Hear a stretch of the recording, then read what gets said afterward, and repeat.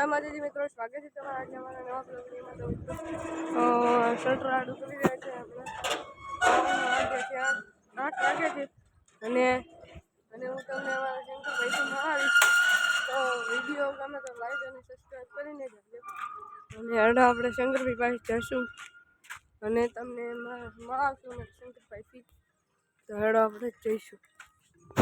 તો ફાઇનલી મિત્રો હવે હું પકવા આવી ગયો છું અને આ જોઈ શકો અહીંયા પડ્યો છે ડ્રમ, અહીંયા પડ્યો છે ડ્રમ ને અહીંયા પડી છે ખુરશી. અને આ છે અમારા શંકરભાઈ અને હવાના વાગી ગયા છે આ, તો જોઈ શકો છો.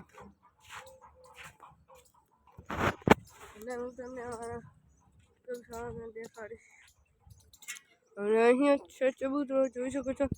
અહીંયા 2 ચબૂતરા છે. કેવા છે તમે કોમેન્ટમાં જણાવજો. અને અહીંયા જોઈ શકો છો, અહીંયા છે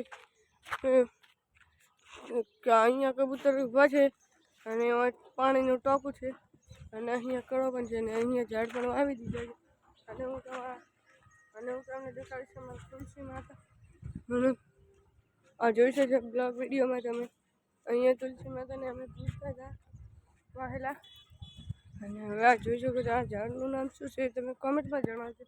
અને હજી પણ આપણે આગળ જઈશું અને તમને દેખાડીશું. અને અમારા બ્લોગ પછી આવે તો લાઈક અને સબસ્ક્રાઈબ કરવાનું ના ભૂલતા.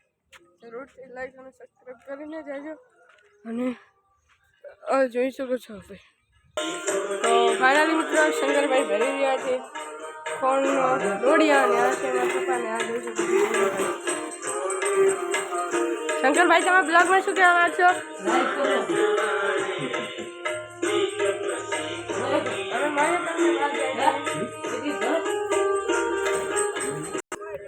તો ફાઇનલી મિત્રો અમે નીકળી ગયા છીએ હવે રાટલામાં કોણ નાખવા માટે. અને આ જોઈ શકો છો અમારા નાખા બાપુ. દેખો તમારા છોકરા. તો ફાઇનલી મિત્રો અમે પાકવા આવી ગયા છીએ અને રેડ લઈને ખોળ નાખવા માટે. તમારા શંકરભાઈ જઈ રહ્યા છે. તમને અમારા બ્લોગ પસંદ આવે તો લાઈક અને સબસ્ક્રાઈબ કરવાનું ના ભૂલતા. અને જોઈ શકો છો અમારી રેડ લાવો, હું તેમને તકડી. હા,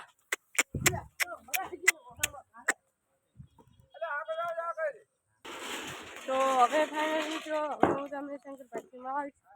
તો શંકરભાઈ, તમે બ્લોગમાં શું કહેવા માંગશો? કહો. તો હવે આપણે ઘર જઈશું ખોળ નાખવા માટે. તો મિત્રો આ છે રેડલું. તો તમે રેડલું દેખાડીશ કેવું છે તમે કોમેન્ટમાં જણાવજો. રેડલા આવે બાર.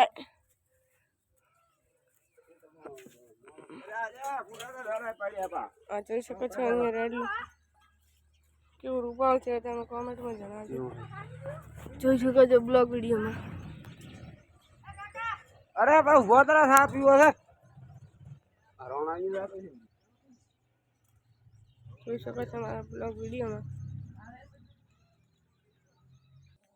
તો જય માતાજી મિત્રો, તો એટલે મારો બ્લોગ ખતમ થાય છે. તો તમને અમારો બ્લોગ પસંદ આવે તો આ વિડીયોને લાઈક અને સબસ્ક્રાઈબ કરીને જજો.